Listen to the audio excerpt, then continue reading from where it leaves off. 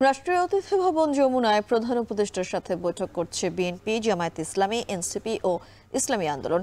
এ বিষয়ে আরও জানাতে যুক্ত হচ্ছেন ফরহাদ বিন নূর। ফরহাদ, বৈঠকে 4টি দলের কারা কারা অংশ নিয়েছেন এবং কি নিয়ে আলোচনা হচ্ছে সেখানে আপনার কাছে কি তথ্য আছে জানাবেন।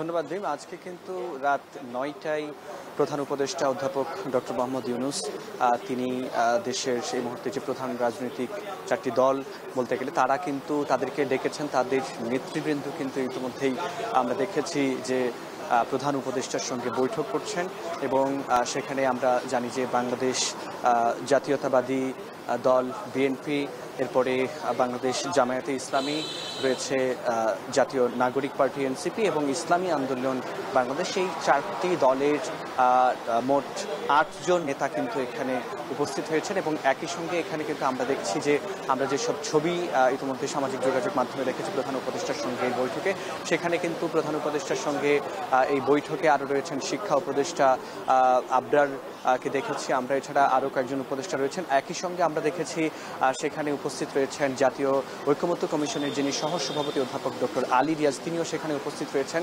তো ধারণা করা হচ্ছে যে যেহেতু অধ্যাপক ডক্টর আলী রিয়াজ রয়েছেন সেক্ষেত্রে এখানে জুলাই সনদ নিয়েও কোনো আলাপ হতে পারে বলেও কিন্তু ধারণা করা হচ্ছে। একই সঙ্গে আরেকটি বিষয়, যেহেতু সাম্প্রতিক সময়ে আমরা আজকের যে ঘটনা, গতকালকের যে ঘটনা, এই যে বিমান বিধ্বস্তের ঘটনা, এতগুলো মানুষের প্রাণহানি, একই সঙ্গে আমরা দেখেছি যে আজকে পরীক্ষা স্থগিত হয়েছিল এবং 24 তারিখের পরীক্ষাও এইচএসসি স্থগিত হয়েছে।